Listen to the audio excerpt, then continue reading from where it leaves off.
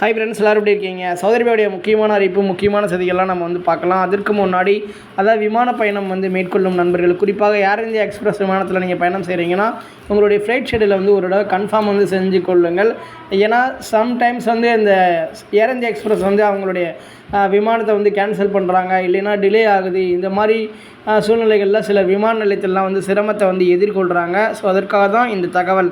அடுத்ததாக வந்து பார்த்திங்கன்னா, இப்போ சவுதி அரேபியாவுடைய மினிஸ்ட்ரி ஆஃப் ஹெல்த் தரப்பில் வந்து என்ன சொல்கிறாங்க அப்படின்னா, நீங்கள் எந்த ஒரு உணவுப் பொருட்கள் சம்மந்தமான எந்த பொருட்கள் எங்கே வாங்கினாலும் சரி, அந்த பொருட்கள் வந்து அதில் வந்து எக்ஸ்பைரி டேட் வந்து அதாவது அந்த பொருட்கள் காலாவதியாகிருச்சா இல்லையா அப்படின்ற ஒரு தடவை செக் பண்ணிவிட்டு வாங்கணும் அப்படின்னு சொல்கிறாங்க. ஏன்னா இப்போலாம் வந்து பொதுவாக அதாவது நிறைய அந்த உணவுப் பொருட்களில் மோசடி சம்பவங்கள்லாம் தொடர்ந்து நடைபெற்று வருகிறது. சமீபத்தில் கூட வந்து ரியாத்தில் வந்து ஒரு உணவகத்தில் வந்து சாப்பிட்ட சிலருக்கு வந்து பல்வேறு பிரச்சனைகள்லாம் ஏற்பட்டு மருத்துவமனைகளில் அனுமதிக்கப்பட்டிருந்த காரணத்தினால, அதாவது அதில் வந்து உணவுகளில் வந்து கலந்த பாக்டீரியா தான் காரணம் அப்படின்னு சொல்லி பலதரப்பட்ட சோதனையில் வந்து இப்போ தெரிய வந்திருக்கிறது.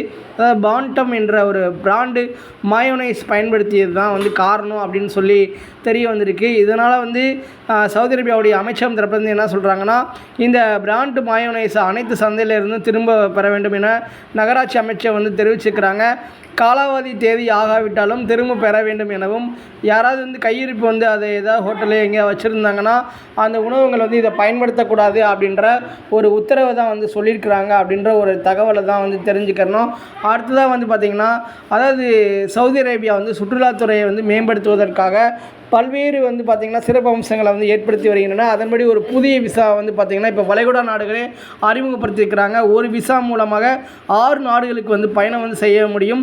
ஜிசிசி நாடுகள் வந்து சுற்றுலாத்துறையில் வந்து ஒரு புரட்சியை வந்து மேற்கொள்வதற்காக தான் இந்த முறையை வந்து அறிமுகப்படுத்தியிருக்கிறாங்க அப்படின்ற ஒரு தகவலை வந்து தெரிஞ்சுக்கோங்க.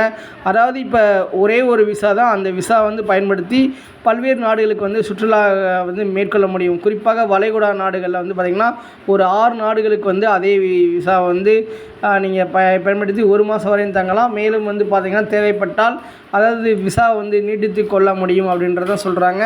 அதாவது துபாய், அதாவது ஐக்கிய அரபு அமீரகம், குவைத்து, ஓமனு, பக்ரைனு, கத்தாரு, இந்த நாடுகளுக்கு எல்லாமே வந்து செல்லலாம் அந்த ஒரு விசாவை பயன்படுத்தி அப்படின்றதான் சொல்கிறாங்க. 6 வளைகுடா நாடுகளுக்கு வந்து நீங்கள் வந்து செல்ல முடியும் அப்படின்றது தான் சொல்கிறாங்க. இதெல்லாம் வந்து வளைகுடா நாடுகளில் உள்ள சுற்றுலாத்துறையை வந்து மேம்படுத்துவதற்காக தான் இந்த நடவடிக்கைகள்லாம் வந்து அவங்க மேற்கொண்டு வருகிறார்கள் அப்படின்ற ஒரு தகவலை வந்து தெரிஞ்சுக்கோங்க.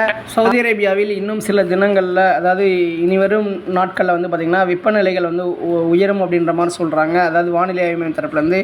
ஏன்னா சில இடங்களில் கடுமையான வெயிலெலாம் வந்து இருக்குது. இதனால் வந்து பொதுமக்கள் வந்து எப்பயுமே வந்து இப்போ நீர் ஆகாரம் வந்து பார்த்திங்கன்னா அதிகமாக வந்து அருந்த வேண்டும், தண்ணீர்லாம் அதிகமாக குடிக்கணும் அப்படின்றது தான் சவுதி அரேபியாவுடைய சுகாதார அமைச்சகம் தரப்புலேருந்து சொல்கிறாங்க. அதே மாதிரி சவுதி அரேபியாவுடைய உள்துறை அமைச்சகம் தரப்புலேருந்து வெளியிட்ட ஒரு தகவல் என்னென்னா, கடந்த ஒரு வாரத்தில் மட்டுமே சவுதி அரேபியாவுடைய குடியுரிமை, எல்லை பாதுகாப்பு மற்றும் சவுதி அரேபியாவுடைய தொழிலாளர் சட்ட விதிமுறைகளை மீறியதற்காக 19,710 நபர்கள் வந்து பார்த்திங்கன்னா நாடு முழுவதும் கடந்த ஒரு வாரத்தில் மட்டுமே வந்து கைது செய்யப்பட்டிருக்கிறார்கள் அப்படின்ற ஒரு தகவல். அதே மாதிரி இப்போ விமான பயணம் வந்து மேற்கொள்ளும் நபர்கள், நீங்கள் சவுதி அரேபியாவிலேருந்து பயணம் செய்தாலும் சரி, இல்லை வெளிநாடுகளிலிருந்து சவுதி அரேபியாவிற்கு வந்தாலும் சரி, அதாவது பவுடர் அல்லது மாத்திரை வடிவ பொருட்களை வந்து எடுத்துகிட்டு வரும்பொழுது கவனமாக வந்து எடுத்துகிட்டு வாங்க, பெரிய லக்கேஜில் குறிப்பாக.